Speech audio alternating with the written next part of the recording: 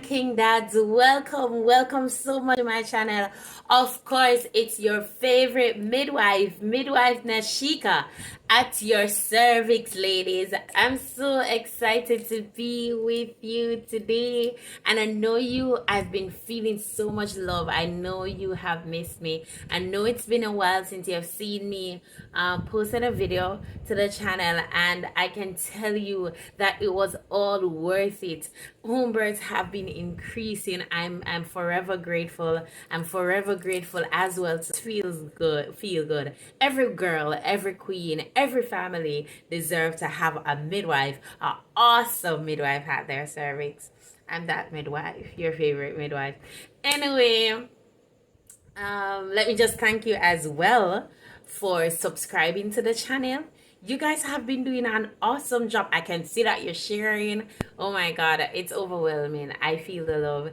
Thank you for subscribing. For those of you who have not done so yet though, please, I'm asking you to subscribe to my channel. Remember to leave a comment and to like this video, to share with your family and with your friends. Alrighty. So I don't know, where did that come from? Anyway, maybe it's from my son. My son, he thinks I'm supposed to make my videos a little bit more fun. So if you see or feel fun, that's me trying to make it a bit more fun, because my son recommended. He's 7, by the way. Pride and joy.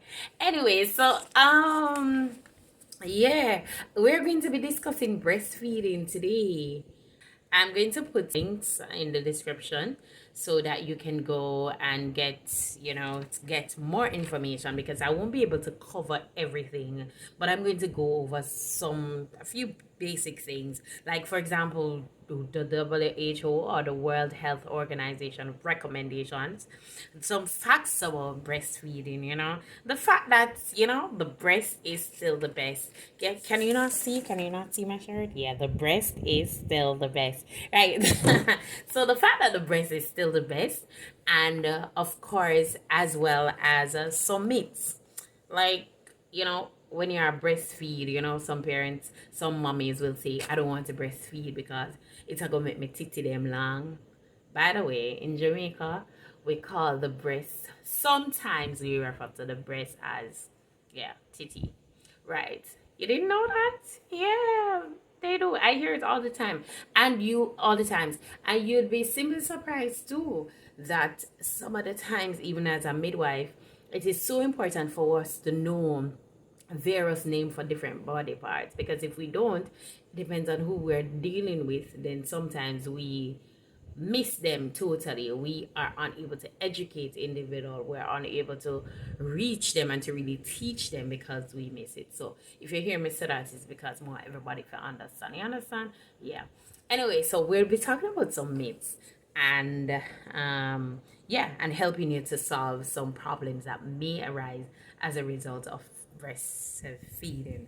All right. So, of course, the World Health Organization recommends that within the first hour of giving birth, within like, it's supposed to be immediate, but at least within the first hour of giving birth, they recommend skin to skin contact, mommy skin to baby skin, immediately after birth, or at least within an hour. All right, so they recommend skin to skin. They also recommend that babies our children are breastfed exclusively, meaning nothing else but the breast, for the first 6 months of life. That is amazing. And can I tell you, I just made reference to my son, and I'm telling you that it is possible. I breastfed for the first 6 months of life exclusively, nothing but the breast. All right, and so it is quite possible. I know that individuals might have different drawbacks why they can't breastfeed. There's several other issues, there's several challenges that comes with breastfeeding, but if you are able to breastfeed for the first 6 months of life, then there should not be any questioning whether or not it is the best. All right, at least after this video there shouldn't be. All right, another thing as well is that the World Health Organization recommends that we breastfeed on demand. So you give the baby the breast as often as the baby wants it on demand, right? You don't introduce any pacifier, or we call them soda, no minty. Yeah, I've seen cases where mummies, at least in Jamaica, give cornstarch to babies who are less than 6 months.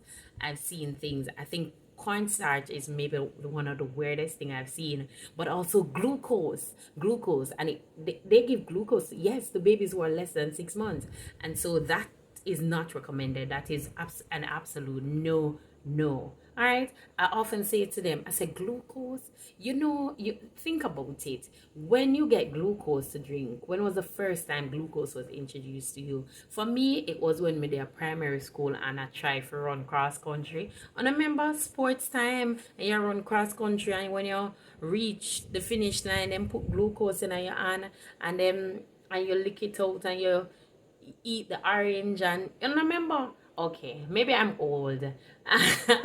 Right, but yeah, so why would you want to give your baby glucose to drink? So I always said to them, your baby running cross country, and it really gets the point, and I hope you get the point that I'm trying to make too. So they're not running cross country, so they really don't need glucose, right, or anything, a matter of fact, before.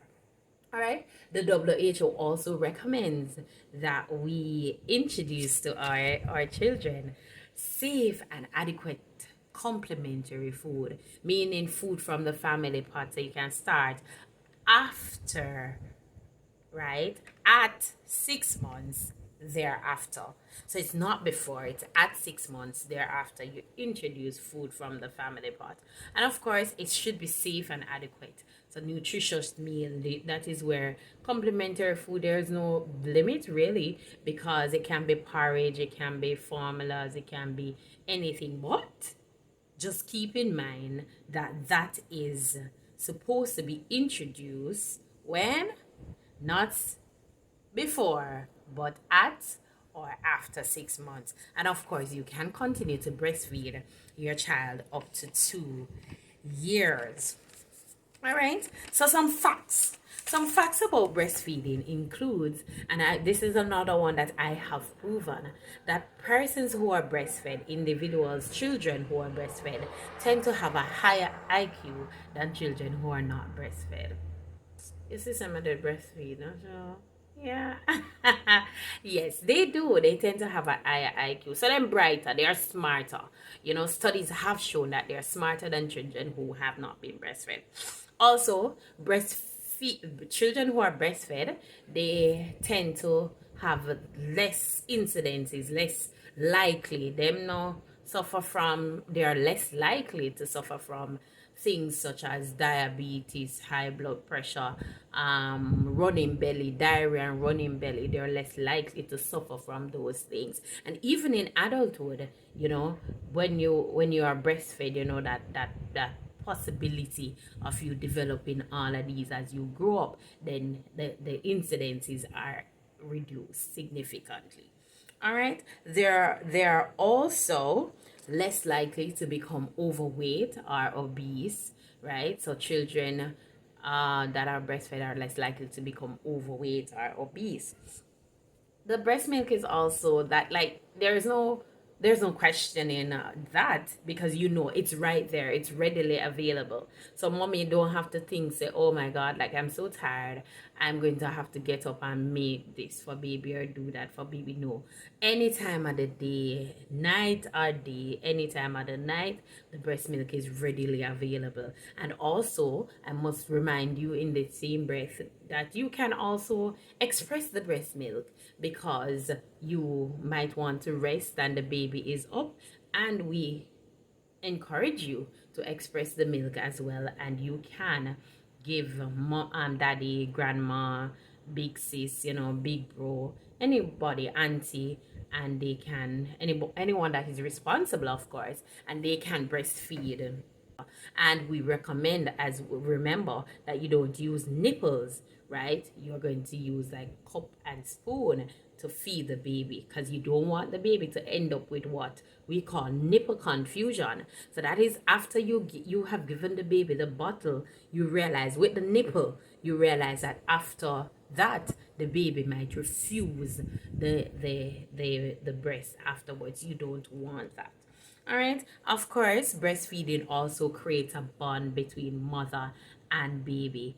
And also, it provides an opportunity for the entire family to bond. Because at that time, when mommy is breastfeeding, daddy, you could be there rubbing mommy's foot and supporting mommy, rubbing mommy's shoulder. Because breastfeeding and during breastfeeding, you are encouraged to be relaxed, to be as relaxed as possible. That's one of the reasons we often see, because breastfeeding can be such a long process.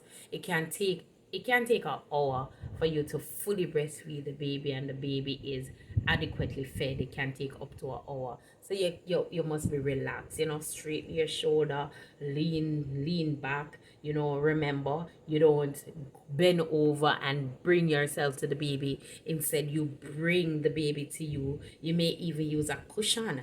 Put the baby down on your hand, right, and use a cushion to help to bring the baby. Put the cushion underneath the baby, help to bring the baby to you. And you can also lie down and breastfeed as well. Yeah, man, you don't have to sit up. You can also lie down and breastfeed the baby. All right, so those are all options.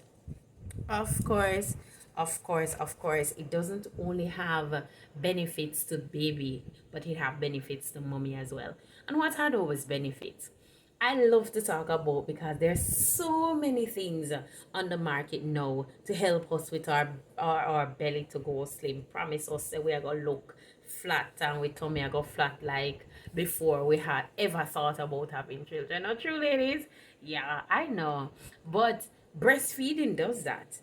When you are breastfeeding your baby, it helps your belly to go back into its shape in its pre-pregnant state. It helps your womb to go back to where it belongs. Because remember now that when you became pregnant, then the womb would have risen out of its position in the pelvic region there, so right, and would have come up in your belly, right? So the pain that you feel right after you gave birth, and especially when the baby, we call it after pain, especially when the baby feeding, you will realize that you have a lot more pain. That pain is what is actually causing your womb to go back in place. So what is happening is that your womb is contracting, it is squeezing or contracting, and it's pushing back in place at the same time.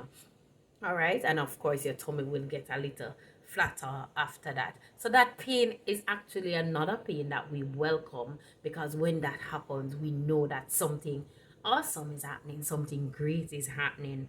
All right, it reduces the risk as well of ovarian and breast cancer in women. So women who breastfeed are less likely to have ovarian or breast cancer. It also, I talk about the fact that it burns belly fat already, but some women too who are breastfeeding, they will realize that they lose a little bit of weight. So if you're one of them who put on a lot of weight after you had your after you became pregnant, then breastfeeding will help you to lose that weight. Also, another thing is that it helps to space your children. There is and how does this work, you may ask? It is called lactation amenorrhea, the lactation amenorrhea method. All right, it's something that I want to discuss in another video, and I will discuss, I promise you, when I'm doing family planning. But it does help. It does help if you give nothing else but the breast. So it's absolutely nothing else but the breast. So let me also remind you in that same breath that no method is 100% safe. The only thing that you can do to be certain, like 100% safe, is not to have sex, to abstain from sex. But it does work, and if it is done effectively, if it is done like it ought to be done, then it can work. All right, so keep that in mind. All right. So, what are some of the myths? What are some of the myths that you have heard about breastfeeding? Some of the things that you're not certain if it goes so. The myths that you often hear is that the breast, like, this is the cry of most persons. The breast can't fold the baby belly nurse. And I'm like, okay, your baby, what happens? You see, your bundle of joy, God is so good. Like your baby, the breast milk grows with your baby. As your baby grows, so does the breast milk.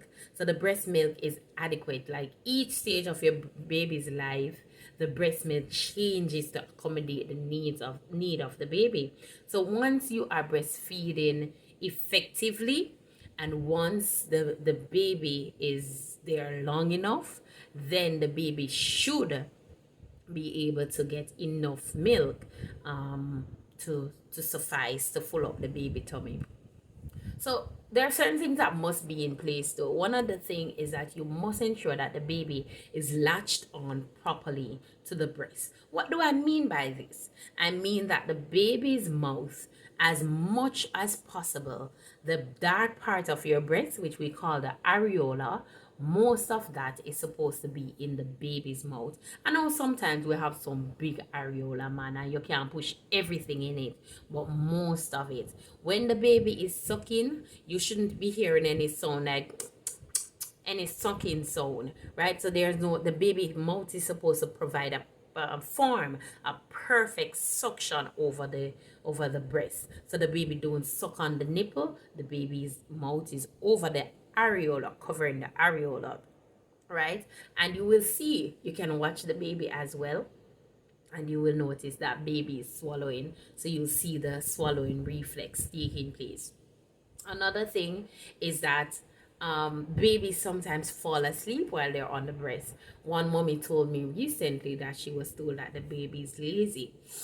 And I was like, okay, I don't think your baby is lazy. What I think is happening is that, like most babies do, they're tiny, they're just developing, them muscle, them little, and so when they're there sucking, them fall asleep easily because that them do, them eat and them sleep and them give on a diaper to change, yeah? But so they tired easily. So what you can do is, probably if you have them swaddled, remove the swaddle, hold them up a little, let some cool breeze touch their skin. You can flick the bottom of their feet a little, and that will wake them up. So wake them up so that they can finish feeding, right? And make sure that you empty your breast before you move on to the next one, which brings me to my next point. A lot of persons said that, they're breastfeeding and the day is so hot, so you have to give water. Again, big up to the man upstairs. Like, we are we are made perfectly, ladies.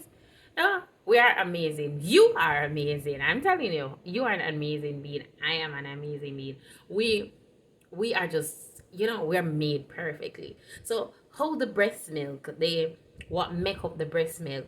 The breast milk is made up of what we call fore milk and hind milk. So just like before milk and after and behind milk, right? So the breast milk actually have the thirst quenching part of the milk, or the clear part, the liquidy part of the milk that is given to the baby, that when it comes out, it helps to quench the baby's thirst. It quench the baby's thirst. And the hind milk, which is a fatty part of the milk, which is the belly full, which is that full up the baby belly. So the baby actually do not need any water. All right, you see how amazing that is? That's all you can provide all that your baby needs. All right. Another thing is that we say a lot is that when me not breastfeed because when me breast them, oh them nice, I'm gonna want them long down. No, ladies, some of us, whether or not we breastfeed because of genes, because of something we inherit, genes, we breast them and go long down anyway. fatty tissues. That is what causes your breast to sag sometimes. Age as well is another factor that causes your breast to sag. You don't expect to have 17-year-old breasts and you're my age. You know what I mean? But notwithstanding, yes, one of the things that you can do is, and it's so important for you to have proper supportive bras. It is so important. We encourage you that once you become pregnant, your breasts, they're going to grow, they're going to get bigger in size. For most persons, they will grow. And so we encourage you to get at least 2 bra size up. Get maternity bras. They're so lovely. If you want, ask me out. All right. So maternity bras are very good and they provide support so you can have proper supportive bras. Those are so important. It's so important to support your breast. And going forward, finding the right bra is sometimes difficult, but it can be done, and nobody will ever know that you had a baby who will exclusively breastfed for the first 6 months of his or her life. Isn't that amazing? I think so. Anyway, another thing that is that if your breasts them too small, like if you have small breasts, then I won't be able to breastfeed. Again, not true. All right. So the milk, the milk, you have milk ducts, milk production cells, milk, the cells in your breast that produces milk. And those cells, fortunately, is not the same fat and fat cells. Another cell, I know what causes your breast to be big or small. So the amount of milk that your breast produces is not dependent on the size of your breast. It is dependent on the milk producing cells which your breasts have. And if your breasts have it, you will provide enough milk for your baby. And as well, the more your baby suck is the more milk the baby will come down in your breast. All right. Let me just say as well that another thing that is common among us in Jamaica is that you can't eat certain things when you're breastfeeding. There's no hard and fast rule about this. Let me say that. There's no hard and fast rule about that. I must admit that, you have some foods that are stronger. They're potent, they're strong when you ingest certain things. For example, they say ackee and curry. You mustn't eat ackee. And hear this, if you eat curry, if you're going to eat curry and you're breastfeed, you have to rub a little on the baby's mouth. I have a friend that would say, the devil is a liar. That is funny. But yeah, so nothing like that.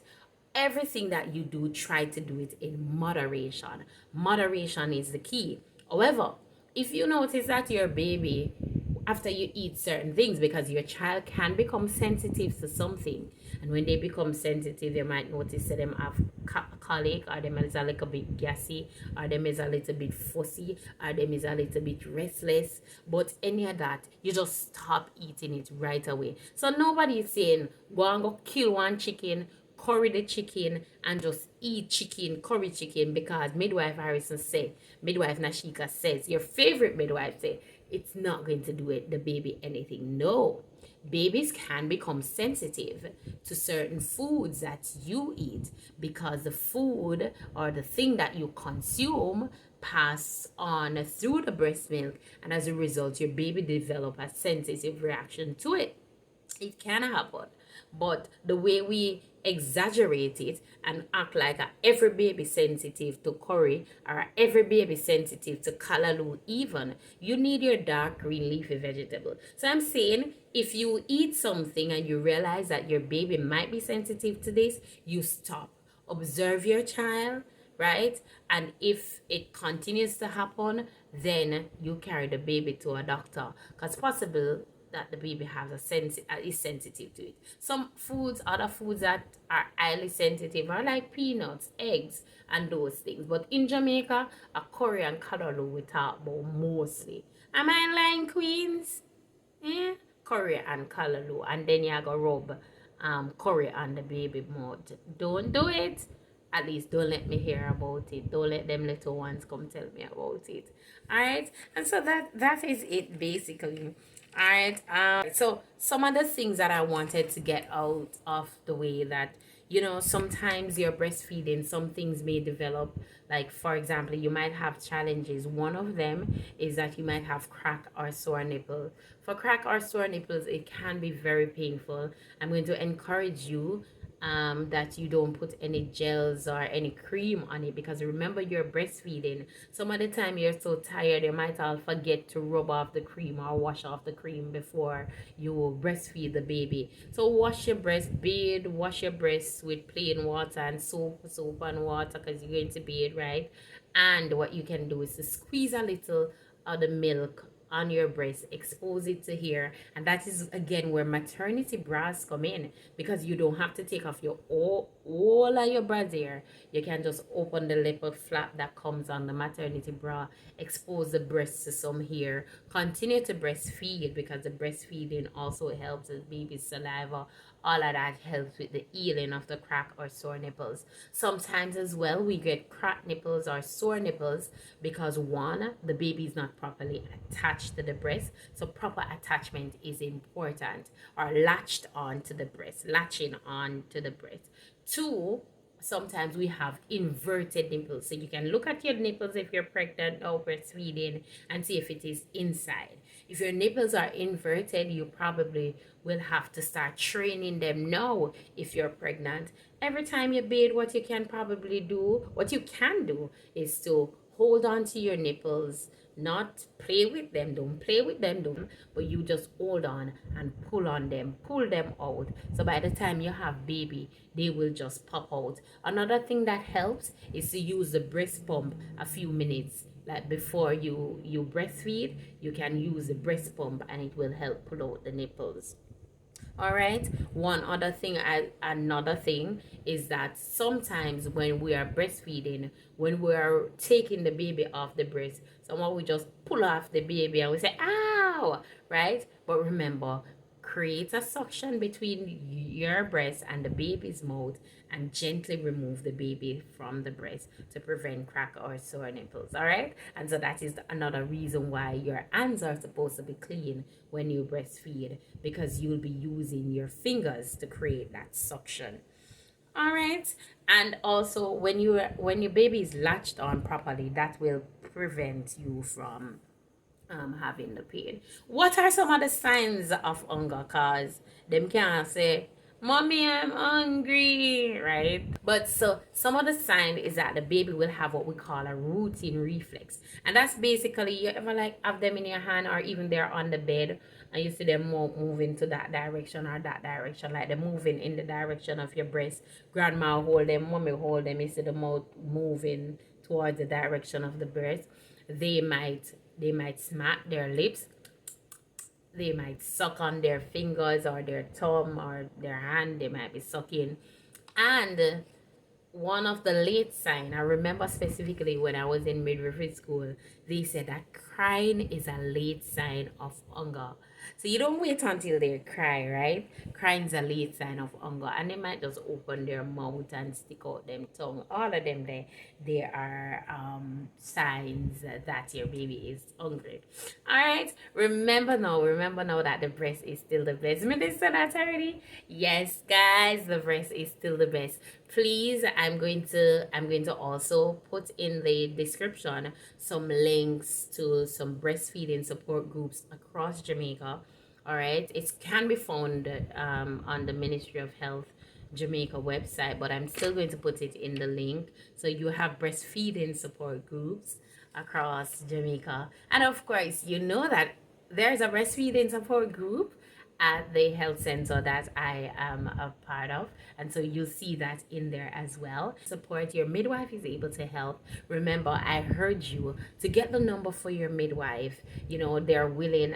We have some amazing midwives, some passionate midwives in Jamaica, and I know that they are able to help you. Call me, whether you're there yard or abroad. Call me. I'm your favorite midwife wherever you are. Guys, remember to subscribe to my channel, to share this with somebody, no matter where them they in the world. Share it with them. Remember to leave your comments, and remember that I'm here to serve you and your family. Continue being awesome, guys. This is your favorite midwife out for now. Have a great, great, great, great, great day. Don't forget to subscribe.